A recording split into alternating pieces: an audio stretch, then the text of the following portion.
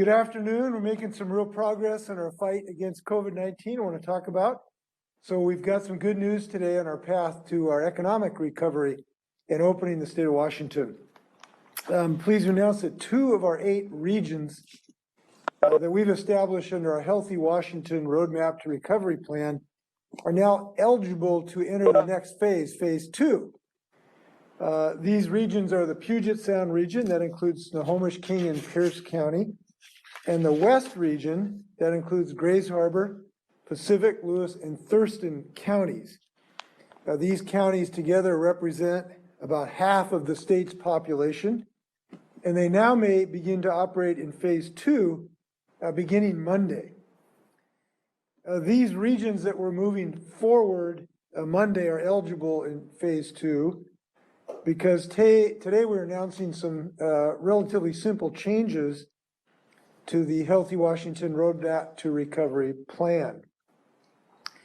Now, the 4 metrics by which we measure a region's readiness to move to phase 2, those are the case rates, the hospital admissions, the ICU capacity, and the percentage of positive tests. They remain in place. But regions will now only need to meet 3 of those criteria, those metric, to be able to move forward to phase 2.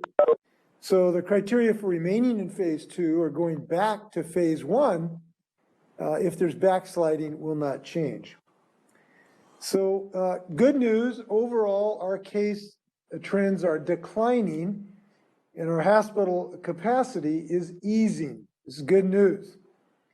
More than 500,000 Washingtonians have now had their first dose of the vaccine. This is good news. So we are comfortable making these changes and allowing some further reopening as these metrics suggest. We're also changing the time frame for studying these metrics to determine when a region moves forward to the next phase. Previously, that was a decision based on a 1 week's criteria. Now it'll be evaluated over a 2 weeks period to give us a little more stability in the system, a little more predictability. And I remind everyone there's no application process for this. This is done based on the numbers, the metrics. Now, when a region, just remind folks, when a region moves to phase 2, restaurants may have indoor dining up to 25% of capacity, as may indoor fitness centers. In phase 2, sports competitions may resume with limited spectators, and wedding and funeral ceremonies can increase their capacities above current limits. And you can find what phase of region you're in and how your local metrics work are progressing by going to the Department of Health website, doh.wa.gov. By the way, on the competitive and the athletic part, I should clarify that there's specific rules for a school-based competition. What I just talked about has to do with non-school-based competition. So we certainly like our progress we've recently made bringing down COVID activity. And so these are some promising signs that we're heading in the right direction. The good news is that the R0 number, this is the number that the epidemiologists use to determine how many people we infect. We hope now is below 1 in both eastern and western Washington. But the bad news is that this trend is in a precarious spot. It's in a high level to start with. So if we relax too much, we could be back into the horrific days of exponential growth. So we've got more work to do. We've got more diligence we need to show. We've got more persistence we need to demonstrate. Here's another good news. This morning I went to Clark County and visited one of our new mass vaccination sites at Ridgefield in the county fairgrounds. And I was really impressed by the work that's going on there. There's been such a great consortium of multiple organizations. The National Guard, the folks who are doing both vaccinations and logistical work, Safeway, the fairgrounds folks, other local communities are pitching in, UFCW. And this is working really well. They've already vaccinated a couple days, 700 people a day. In some of our other sites, they're up to 1,000 a day. All combined, these have done just under 4,000 a day in the last couple of days per day. We've also have the National Guard that are doing mobile clinics. So we want to be able to get the people who might have difficulty getting into a site we go out to them. And the National Guard went out to Panorama Point yesterday and did, I think, about 570 vaccinations right where people live. And we intend to continue that. So our vaccination rates are going up dramatically. We were at about 13,000 a day just a week or 10 days ago. We did just under 40,000 a day this weekend, Saturday and Sunday. And so we're making really rapid progress on our capacity. There's been now about 545,000 doses that have been administered, and we want to see these trends continued. I want to thank everybody for their diligence in growing this vaccination capacity. Pharmacies are pitching in now. Pharmacies are using their appointment system, which work well. And I just want to thank everybody who has stood up this new capacity. Now, we've got to recognize the reality, though. Right now, we've got a lot more people that would like the vaccine than doses exist to be available. To put this in perspective, we've got about 1.7 million Washingtonians who today could be eligible for the vaccine, 1.7 million. But we're only getting just a bit over 100,000 a day from the federal government. So the limiting factor right now is the amount of doses that we can get from the federal government. And we really look forward to when those go up. We're very pleased that President Biden will be ordering hundreds of millions of additional doses that previously were not contracted for. And we're very happy that our doses have gone up 16%. But if you do the math, a lot of folks will not have access because we've got 1.7 million people who need it, and we're only getting 100,000 a week. So we know this, there are days ahead where we're gonna have to grit our teeth and do everything we can to accelerate this rate of dosage production. But I know we will get through this. We have sacrificed too much to turn back now. And I know something about Washingtonians. Yes, there's cause for frustration, but I know Washingtonians are strong, resilient, persistent, and we are going to get through this together. And while we're waiting for our turn for these vaccines, the good news is we are not helpless. We are in this battle, and we have tools right now, even if I don't have the vaccine today, to use to protect myself and my family. And that's a mask, it's social distancing, it's being careful. We have these weapons available today, and we're gonna bring the big gun, which is the vaccine, but we gotta use everything we can. So in the days to come, we're still gonna have to be really careful. And by the way, one of our favorite events, of course, is Super Bowl coming up. We really need to be careful during the Super Bowl. We love our Super Bowl parties. But this year, I hope people can do it safely, meaning virtually as much as they can. We will not allow the virus to win the Super Bowl. We ought to win the Super Bowl, which means to keep people from being infected.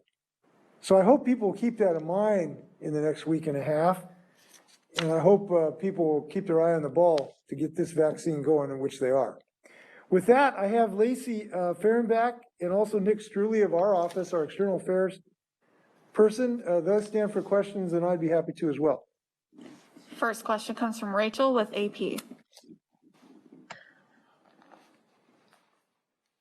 Governor, I'm hearing from people who have gotten their first dose of the vaccine, but were told they couldn't make an appointment for their second dose, and they're running into numerous roadblocks trying to ensure they can get an appointment somewhere that offers a vaccine from the same manufacturer.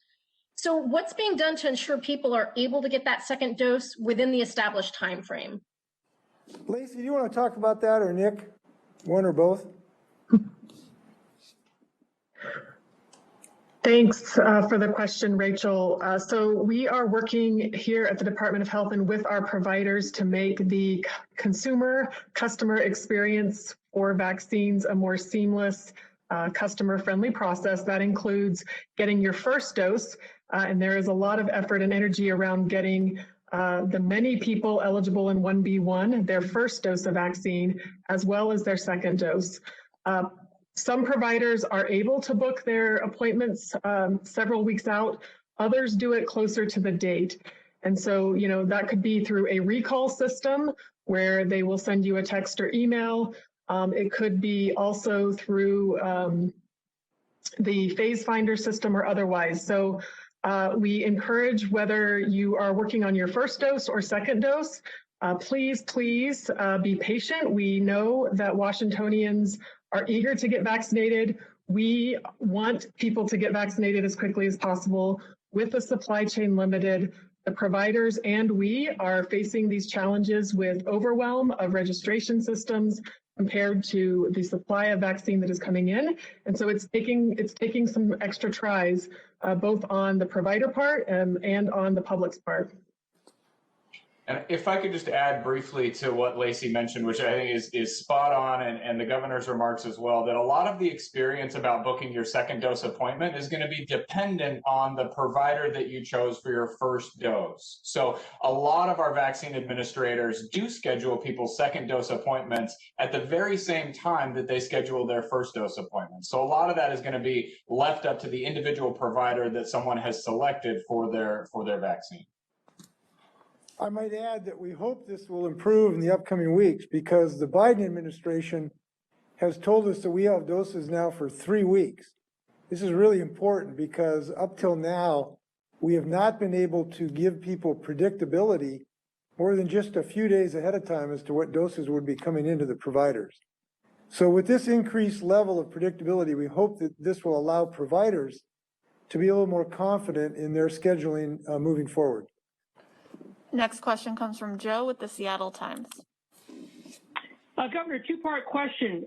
Since this is a two-phase plan and we're mostly talking about counties moving to phase 2, the regions, do you envision this being the framework sort of then through the spring here?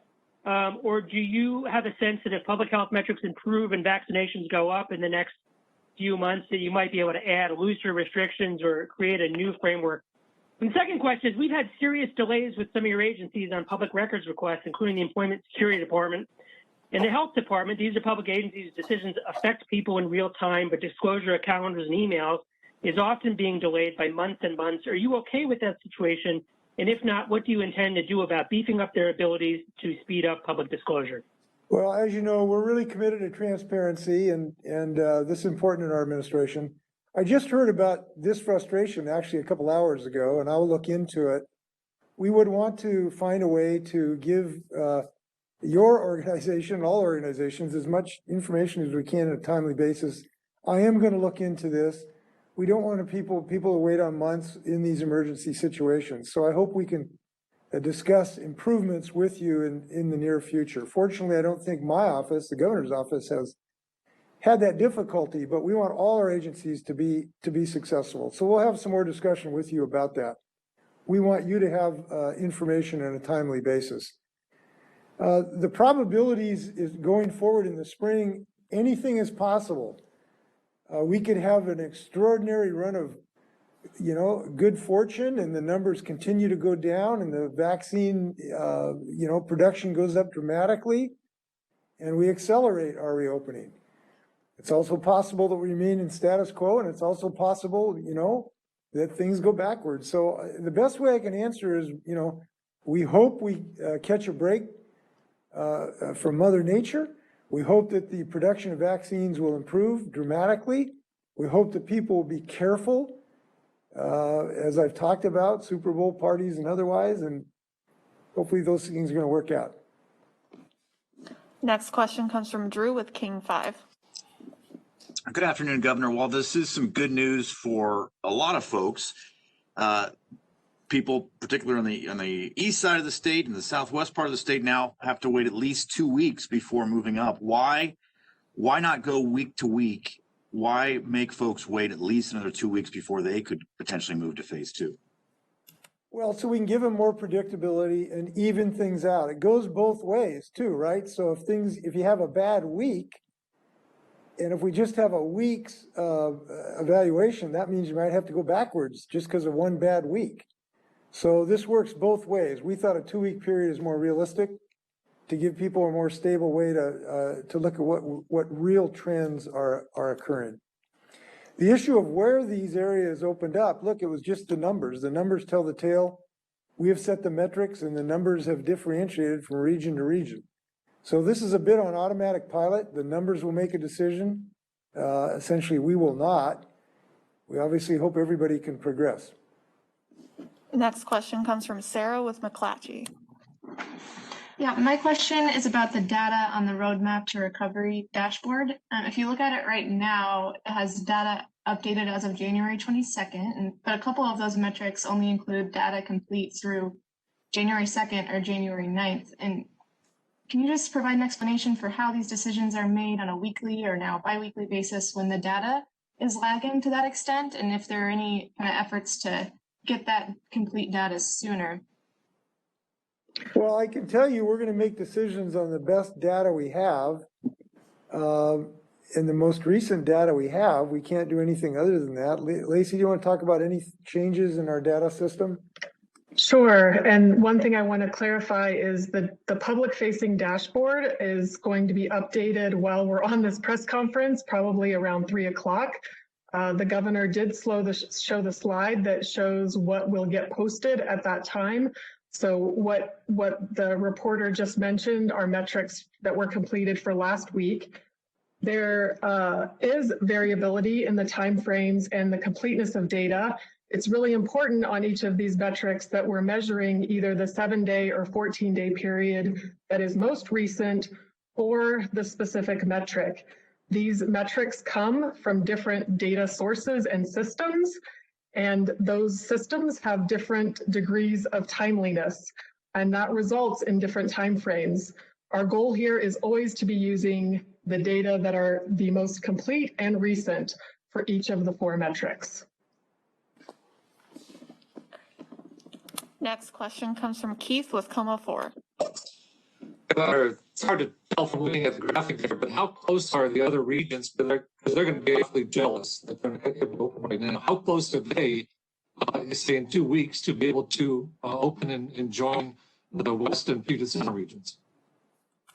Well, you can look at the chart that we had up that shows where they stand as far as numbers. I think there's 1 or 2 that are fairly close, and others got some work to do. I don't know how to characterize it. But as far as, look, jealousy, the numbers make this decision. We don't.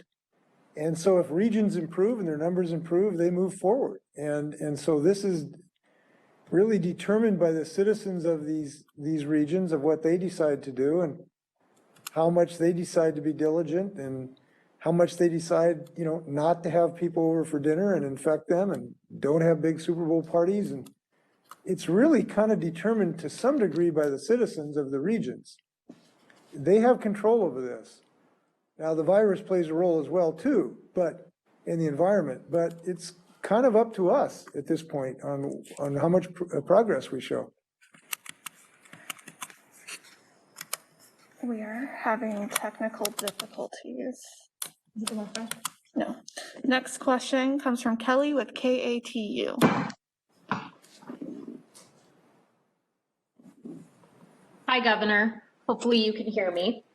This is going to kind of circle back to Keith's question a little bit on the counties that cannot do any sort of reopening or making it into phase 2 at this point. Down here in Clark County, I know that we're one of them, that we're not there yet. But you say it's up to the numbers, but also these decisions and restrictions have been made by you in the governor's office. So there are businesses down here who say they are suffering and they can't sustain this way, though especially in restaurants, spread is minimal. What do you say to them who are still being kept from reopening in any sort of capacity because of the numbers? I'm saying that what we have in Washington State has worked and is working. The kind of decisions that we have made to date have been proven by the evidence to be well justified, both by science and experience. The kind of decisions we have made, difficult as they are, have saved thousands of lives. And what I say is, if we had not done the kind of things we have done, we may have had another 7,000 or 8,000 dead people in the state of Washington. And I stand by those decisions. I think saving 7,000 to 8,000 people is well worth our efforts in the state of Washington, is what I say. I also say that the difficulty of restaurant owners and gym owners has been profound. And the losses that they've suffered, the anxiety they've had is something I feel every day, and they're real, and we ought to respect and care for them. That's why I've freed up over $100 million to date to help them. And I'm confident the legislature will do millions of dollars more to assist these business people who have struggled because of the COVID pandemic. And what I would also say that with these new metrics, we have expanded dramatically. We have now allowed half the state to move forward. It is a significant event. So we'll watch your headlines to decide whether you're a glass half full or a glass half empty. But we think this is a really good day in the state of Washington moving forward in our state. Next question comes from Jerry with the Everett Herald.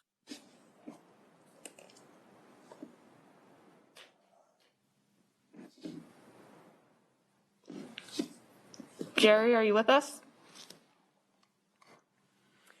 By the way, the numbers that I just cited to you don't come from me. They come from objective sources. The New York Times did a study that concluded that if other states had been as successful as the state of Washington, if they had done the things that we have done, painful as they are by restricting some of our activities, that about 220,000 people wouldn't have died nationwide. We are the 5th lowest infection rate, at least last time I checked, infection rate in the United States. We are a national leader in the effort against COVID. And when you're the national leader, I think that's something we should take pride in. We'll move on to Laurel with the Spokesman Review. Hi, Governor. I have 2 questions. So in the past, when we've opened up, we've seen an increase in cases and hospitalizations. So I guess I'm wondering what exactly is different now. I know you mentioned vaccinations, but a lot of the people who will likely be out, such as essential workers or young people, haven't been vaccinated yet. So I'm wondering if you can talk a little bit about that. And then secondly, I just want to clarify, will the metrics still be updated every Friday and then just evaluated every other week, or will they not even be updated every other week? Well, we will continue to evaluate them. Lacey, do you want to explain that process? The metrics will be posted every 2 weeks. The other question, so yes, with increased mobility and people being out, it will be ever more important that we do the things that we know work to control the spread of COVID-19. Vaccines are an incredible life-saving tool and can help us slow the spread. Every person who's vaccinated, that is one less person susceptible. However, all of the rest of us have to really double down on wearing our masks, especially when we're indoors, but wearing our mask anytime we're around anyone from outside our household, washing our hands, watching our distance, and waiting for those gatherings. If we want to keep going forward on this journey to reopening our economy, we all have to work together to slow the spread of COVID. We too very much want to go forward to answer one of the questions earlier. But it's going to take us all doing our part to keep the disease levels down. Yeah, if I may add something too, it's really important.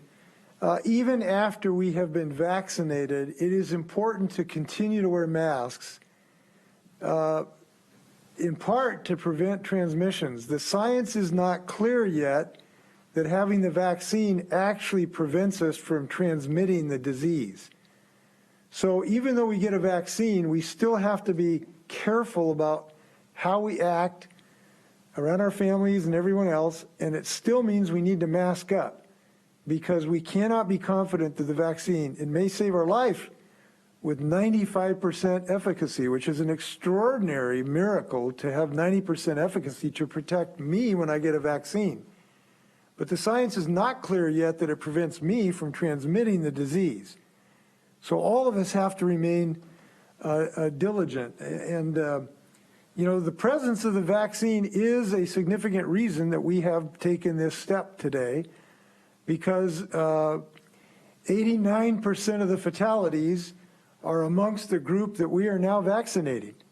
So we've got a tremendous tool to wrap our protective arms around the people who otherwise could lose their lives. And that has enabled us to some degree to take this step. but we obviously have more work to do. And I kind of like to look at it like this. Look, we've been on we got into a lifeboat a year ago. We all got in the same lifeboat, and we've been rowing really, really hard under a hot sun. And like you see the island, that's your salvation. We're getting closer to it, but I would say we got to row harder now, not easier, because, you know, there's a temptation to give up when you get close, but we got to row harder now to make sure that we get there together. Next question comes from Simone with Q13. Thank you, Governor. You talk a lot about right now, the numbers now being on autopilot when it comes to reopening and whether the regions can make those metrics or not. But it wasn't autopilot because you had to determine that we were meeting 3 instead of 4 metrics at this point. Otherwise, it looks like none of the regions were going to be able to move forward for the 4th week. So I wanted to ask what went into this decision of yours to change the metrics to allow for more reopening. Was it simply that no one could make it to phase 2, or did Senate Bill 5114 have anything to do with about it? Thank you. Yeah, well, several things. Number one, we have the vaccine, which is now available. We've administered, 535,000 doses, and we're well on our way. We've doubled our vaccination rate in the last week to 10 days. The administration is going to be sending us more doses. So that is a very significant part of our thinking, that we're approaching a way to really save the most vulnerable amongst us in the next couple of months. Number two, we have had a quite significant drop in the cases and hospitalizations. And if you look, could you put the curve up again, please? If I can look at the epidemiological curve, if you look on the right side of the graph, it is quite a pronounced reduction that we are now enjoying, and that's significant in our thinking. And when we did this with the hope that this is going to continue so that more regions can get into phase 2, but we also built in a fail-safe mechanism in that if those numbers start to go up over a 2-week period, either on any 2 of the measures, that region will have to go back into phase 1. So we built in a fail-safe mechanism if these trends essentially were to start to reverse themselves. And that is important. We are aware of the variants that are out there that do cause us concern. And that's one of the reasons we built this safety barrier in there. And the third reason is, look, we are very empathetic with the businesses that are struggling right now. And that is something we've always thought about. And we think this is the right moment to take this step. Next question comes from Nicole with Cairo Radio. Hi, Governor. I'm wondering, with the departure of EST Commissioner Susie Levine, and now with this unemployment bill passing the Senate, but getting criticism for not requiring ESD to pay people faster, to respond to people's calls faster, we're hearing from people with Working Washington especially, who are very concerned that workers are still not getting help. And right now the unemployment dashboard is down, but at last count there were almost 40,000 people who were still waiting. And I've heard from many people who have been waiting for almost a year now, since last March. How are you going to ensure that people will get paid faster, especially now that there will be no employment security commissioner? Well, Cammie is our interim director. I've spoken to her. We are continuing to build capacity into this system, and that effort is going to continue. And we are still pedaling as fast as possible to build the capacity of the system to adjudicate these cases. Now, some of those folks that have been waiting will ultimately not be eligible because, for one reason or another, they were not eligible. And many of those cases are an adjudication process that is quite complex at the moment. But we want to finish that adjudication as fast as humanly possible. In order to do that, the department is using new technology, training new people, building new capacity, and we're going to continue in that effort. Because those folks who are waiting, it's terrible anxiety and frustration to wait during that length of time. So we're going to, that effort will not be retarded at all by a change of leadership at the department. I'm very confident of that. And as time goes on, we'll share with you some of that additional capacity building activity. Next question comes from Carolyn. Yeah, if I may, I know people are frustrated by this situation. one would think that we just had a one-time event and that we should have just got over it by now. This is not a one-time event. We continue to have, in a sense, at least the same level of challenge for the department, or increasing amounts of challenge, because we have different people coming into the system. So it's not like there was just one load that the department had to lift. It is a continual load, and that's why we need to continue to build more capacity. Next up is Carolyn with the South Seattle Emerald. Hi, yes. So as you already mentioned, and as I think I mentioned in my question to you a couple days ago, there are contagious, potentially deadlier variants of the virus that's expected to become the dominant version of the virus in the entire U.S. by March, which means it's going to overtake the original virus that's been circulating for a year. And there are two more variants that appear to be of concern, one of which appears to be able to avoid antibodies, and the other of which appears to have a general resistance to the vaccine. If you want to save lives, why would you risk opening up even more when the future is so uncertain? Why not continue to financially assist struggling business people rather than risking more deaths? Well, we believe that you have to make a decision based on science, reason, and we're bringing both of those to the table. And when we have a life ring to wrap around 9 out of 10 Washingtonians in the next couple of months, which we have, which is the vaccine, we believe this is a reasonable step. Now, let me share with you what I mean by that. About 9 out of 10 of the people who might lose their life because of this variant or the old-fashioned COVID, we now have the ability to protect 9 out of 10. These are people over the age of 65. And we today have a 95% effective way to save their lives. So when you talk about fatalities, we have a way to save these people in the next couple months. And when we've looked at the potential rate of increase, we believe, we hope, and there's a reason to believe, we're going to get those people vaccinated before this variant becomes dominant and before it would cause exponential growth. That is a reasonable prediction. It is not a certainty, but it is a reasonable way to think about this.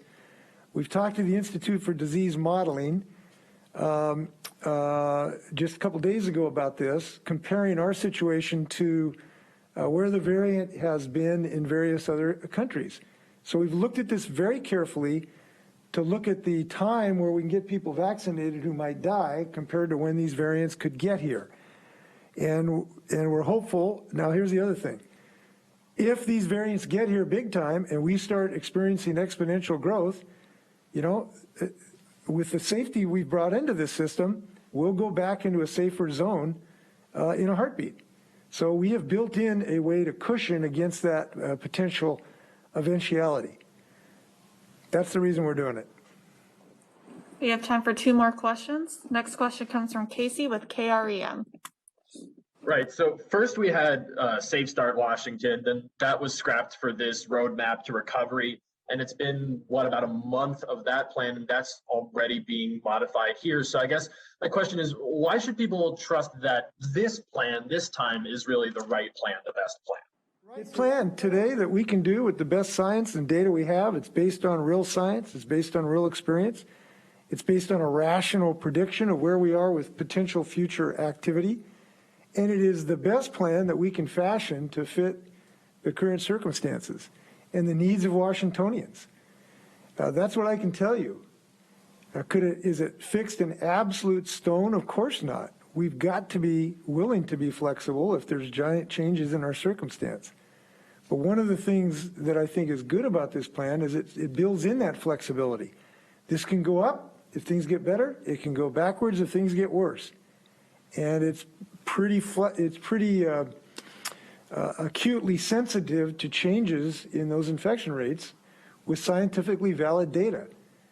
You know, so I think they should be confident that this has happened because we do follow the data. And maybe, just maybe, we should have a little confidence in our state. As I've said, we're better in 45 other states. Maybe that should give us a little confidence that we're making good decisions. I don't think it's an accident that we've saved several thousand lives in our state. It's because we've made good decisions. And when I say we, I mean we. It means Washingtonians who've been wearing masks, Washingtonians who've been complying with some of our very difficult business closure rules, Washingtonians who've been innovative in schools on how to go back to school safely. This credit goes to Washingtonians. For the final question, we're going to go back and try Jerry with the Everett Herald again. Thank you for coming back. Sorry about the technology issues, Governor. The plan has 2 phases, and when you introduced it, you said there'll be more phases. And now that half the population is in phase 2, I believe in 2 weeks they could be eligible for phase 3. So what will be in phase 3, and when will we see it? I can't tell you a date on that. We've not thought through that, so I don't have a prediction on that date. It'll be the right moment. It's the best I can tell you at the moment. We're pedaling pretty fast here right now. We just stood up 4 mass vaccination sites that in a matter of days are now vaccinating almost 4,000 Washingtonians a day. And we've got new hundreds of pharmacies in the game that we have organized. We have mobilization sites that are now mobile units with the National Guard. There's a lot of things going on in the state of Washington, and we're focusing on that work right now. Any final words, Governor? Nope. Want to thank everyone. Again, huge thank you to everybody who's helping on this. The National Guard. Look, the Washington National Guard has rescued the nation's capital. It's protected the Olympia Capitol. It's in multiple sites now, saving lives, vaccinating people. Boy, are we lucky. And we're lucky to have a vaccine.